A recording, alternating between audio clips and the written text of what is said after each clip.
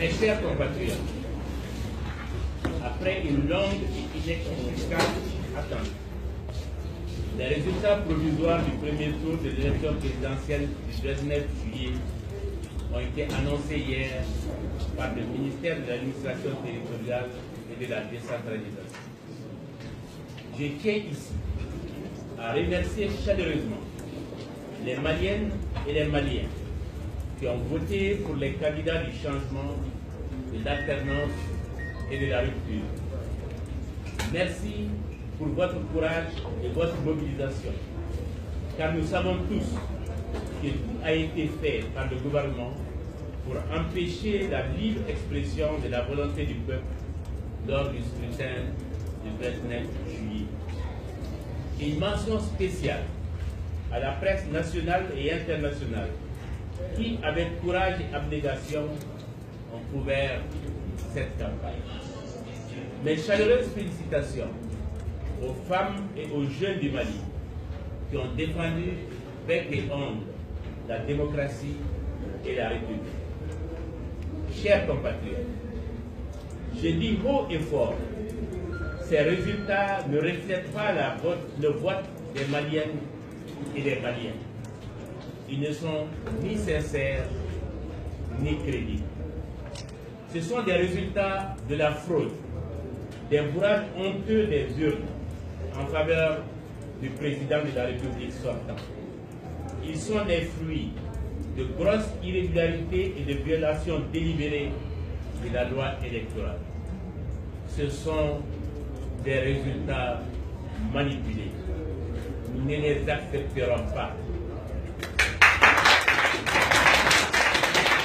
J'en appelle à la vigilance de toutes les forces démocratiques, à la mobilisation de tous pour défendre l'expression libre du suffrage du peuple contre les prédateurs et les fossoyeurs de la démocratie. Je salue le patriotisme et le courage de ma sœur Guinabou Ndiaye et de tous mes frères candidats à l'élection présidentielle du 29 juillet. Je les invite à la constitution des larges fronts démocratiques contre la fraude, pour la transparence électorale, pour l'alternance, le changement et la rupture.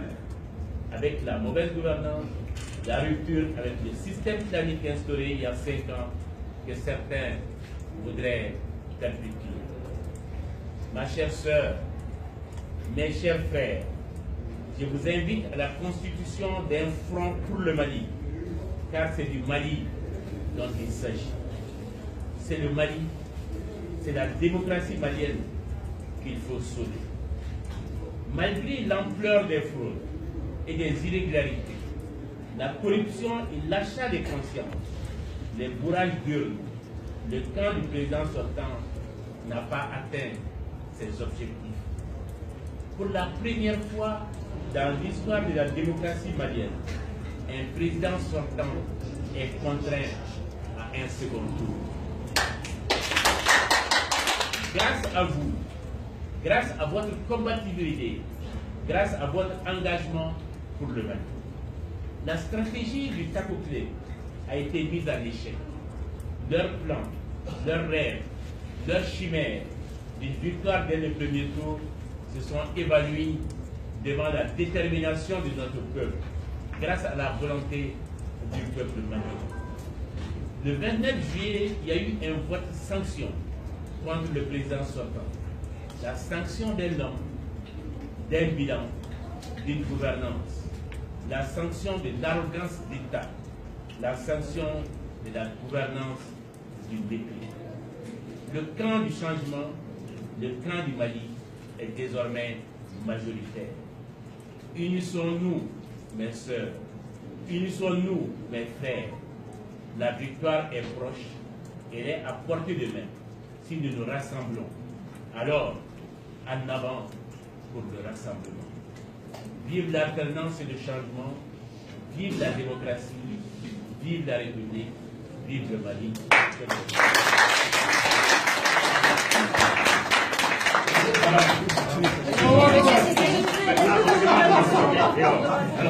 Pas de question, c'est fini. Pas de question, pas de question. On va dire, pas de questions.